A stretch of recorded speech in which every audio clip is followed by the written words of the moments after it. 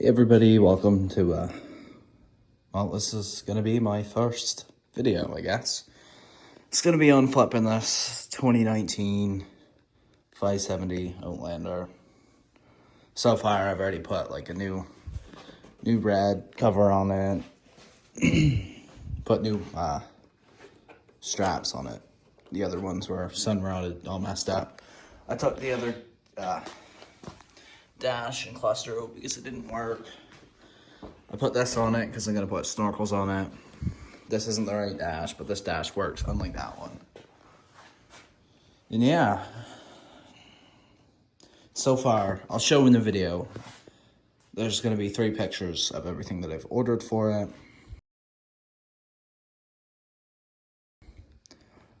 Nothing major. We got snorkels, we got new handlebars, we got a new protector back here for that diff. There's a couple odds and ends. Just to make it look nicer, we got to try to find new floorboards. The floorboards are all beat up, mangled. They're not terrible, but people really don't like mangled floorboards when you buy them. Just takes away the fun from it. You always get soaked. But I think the plastics still turn out good with some SC1. Might have to repaint the bumpers and spots just so it's not rusty. I do have an HMF to put on it. I probably won't. The stock one isn't terrible. It's a little rusty. But as of what I know, it's a pretty good bike for now. So far, we got all new fluids, new battery. We got some SC1 in there, some new plugs, new oil filter, do an oil change, everything like that. And we also ordered a seat cover and everything like that too. But she does start right up.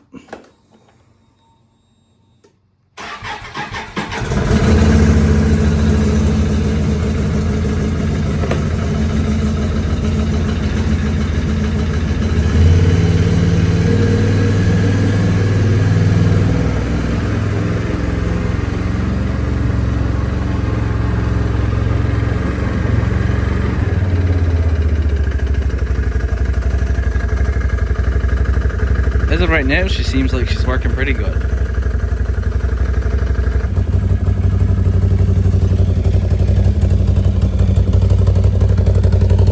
And throughout this channel, if it ever does grow, we'll be getting some bigger, better rigs.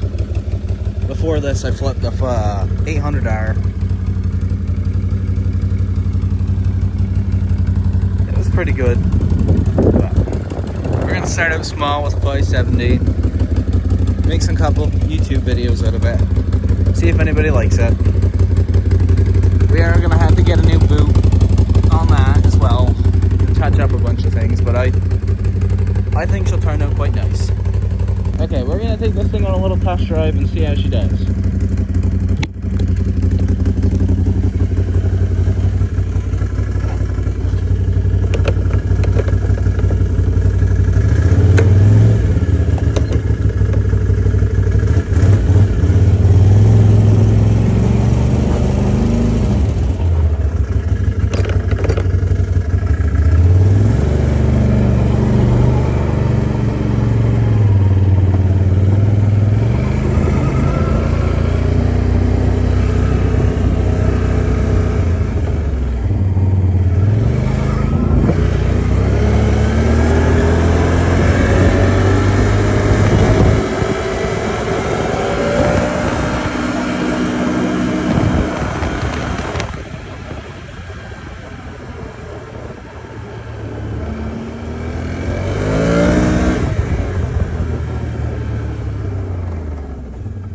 Well, it definitely doesn't have the go-go juice like the 800, but it's definitely a bike. That's really not that bad.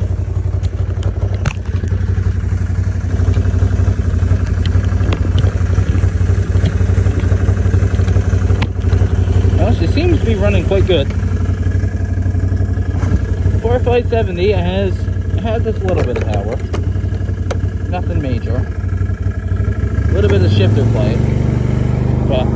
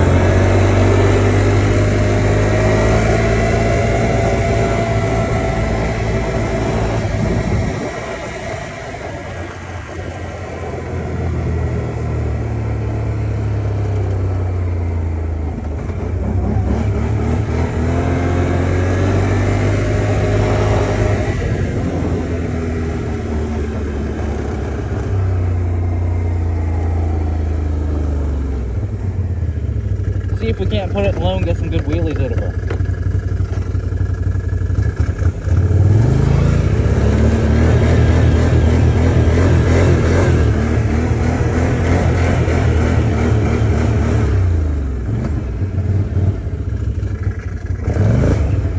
Oh no. She does not have to get up and go.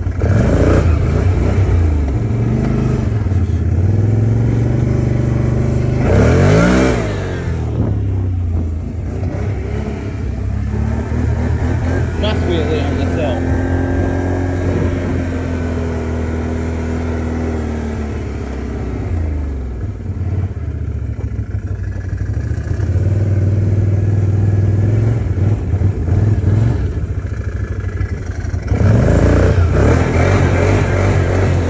Oh man, 570s really don't like wheeling.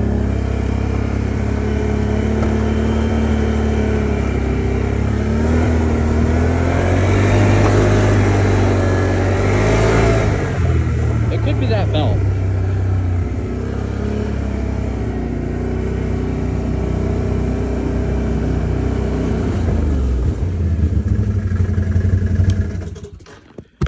Yeah, she's definitely messing out on some power. I figure, tune her up, new oil, new plugs, see how she acts then, new belt, all that fancy stuff. So as of so far, I never really showed the process. But I was looking at it, I seen she has a little oil leak. I would say it's coming from the drain bolt because that's what it looks to be like. That's right where it's falling out of. So we're gonna hope that the drain bolt is maybe cracked, has a hole in it, or just not tightened. Hopefully those are the three outcomes, because if it's something else under there that I can't see, I won't really know until I take the skid plate off. But in later videos, if you guys would like to see the whole process on how to fix things, take them off, do all that, just let me know. I can also very well do that. Just right now filming on an iPhone, it's not the easiest to set it up and record everything I'm gonna do. But I'm gonna get back in a second and I'm gonna start draining out the oil and show what that looks like, I guess. All right, this is your trusty dusty 13 mil. Stick her up underneath there. Oh. If you see that, I can move it with my hands. It was not tight at all. So no wonder it was leaking. I guess we can get that to come off.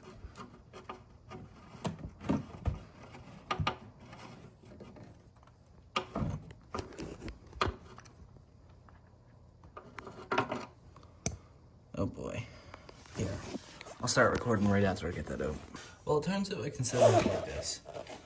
As of right now, it's just slowly leaking out even more. You can tell there really isn't anything left. There. Just don't be like me and don't stick your extension up.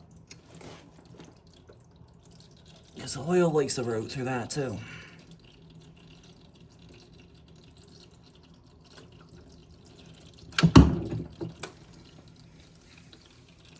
we go. Well, it would appear to be that that is why it was leaking oil. And that's really good news. It could have been anything. There could have been a hole. Wasn't any of the main seals, so I checked the rear drive shaft. And all that oil looks like it was just running from the skid plate there. So I think we had the best case scenario here. Let's take a look at this. Doesn't appear to be anything wrong with it.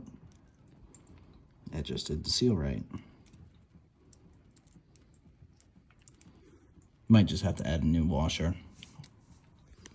It might not be that big, because it wasn't tight at all. So I'd say whoever did this last was not paying attention or didn't really know what they were doing. Now, the DPS doesn't work either. And I was told the DPS box wasn't in here. I took this inner plastic out. This inner plastic has a rivet, or a plastic rivet up there.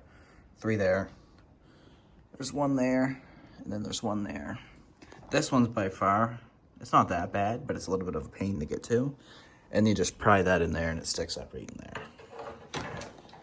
But I guess I'll get back when the oil is finished draining. Alright, since I forgot to start the video when I was taking the oil filter out, it basically is just 3 8mm bolts. Right there, every Can-Am has this slot cut out of their floorboards.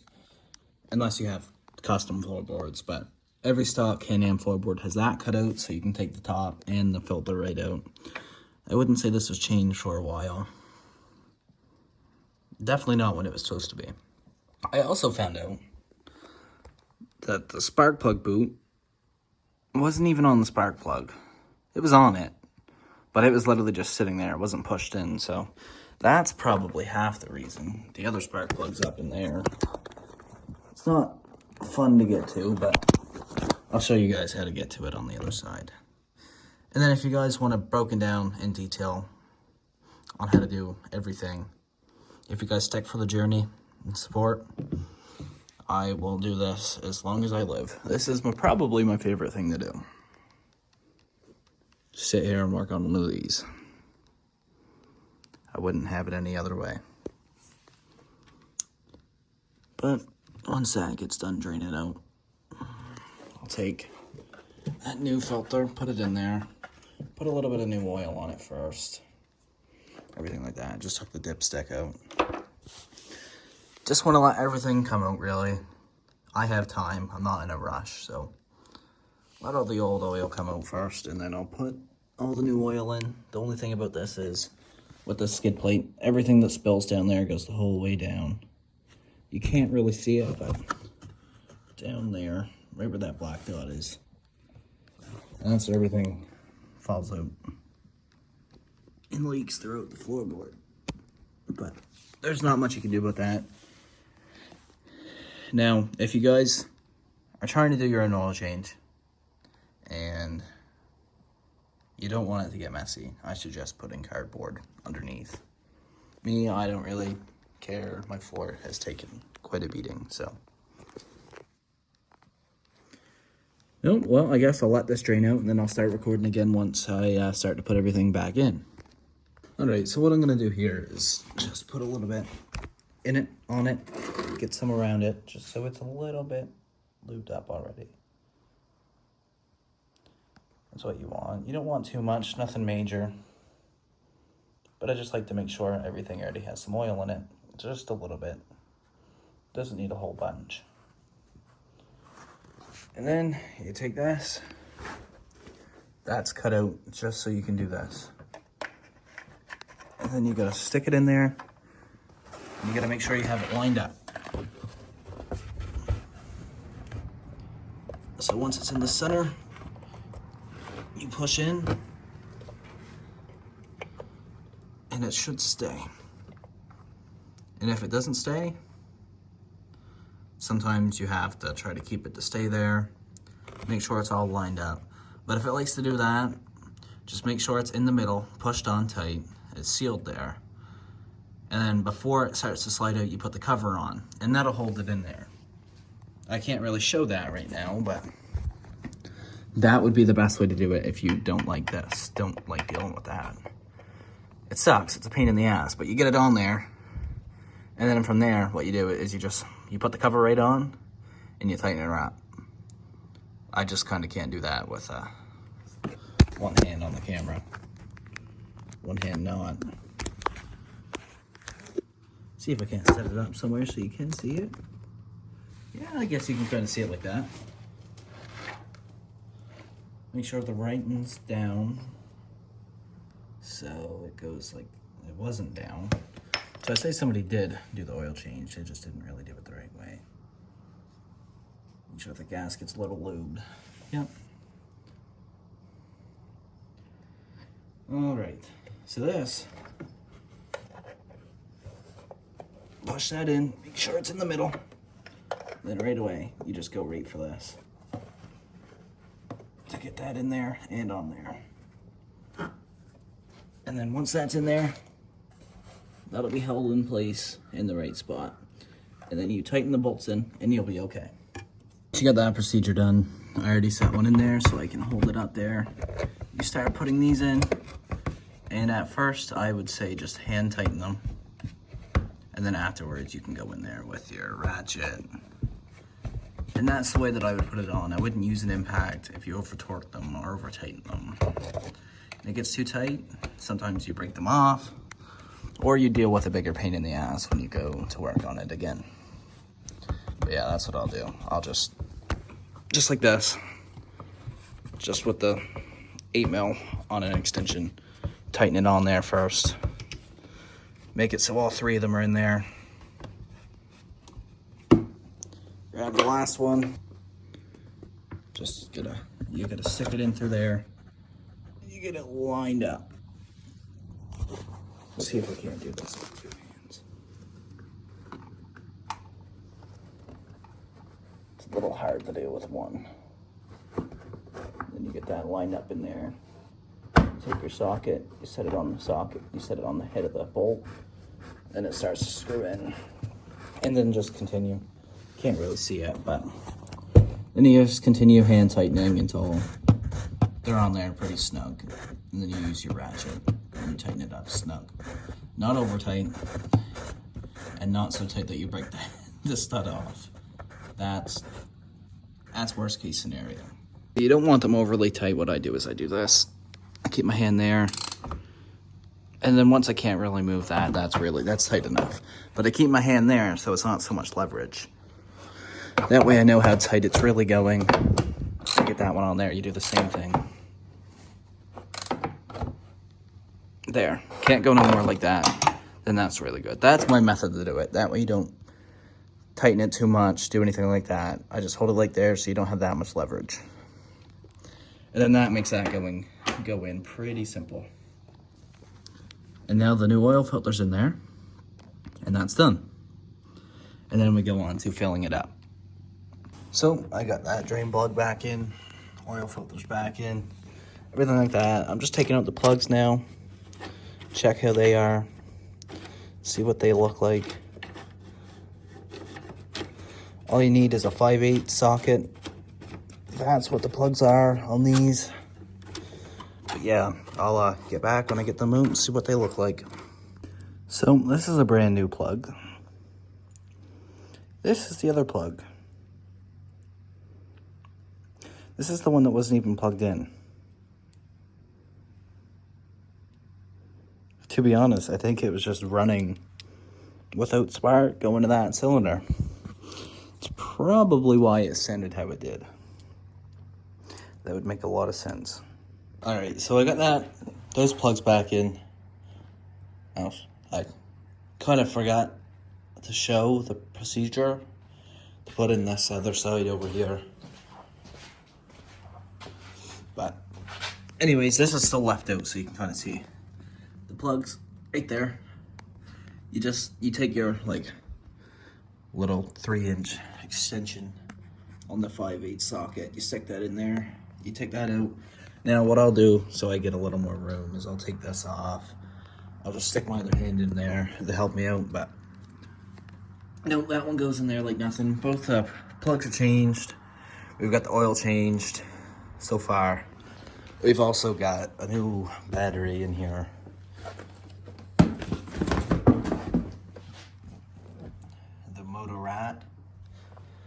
But these batteries just have more cold cranking amps and everything like that, so I just go with them. But now, when you go to start it up, it sounds a bit better than what it did. Yeah, it sounds way better.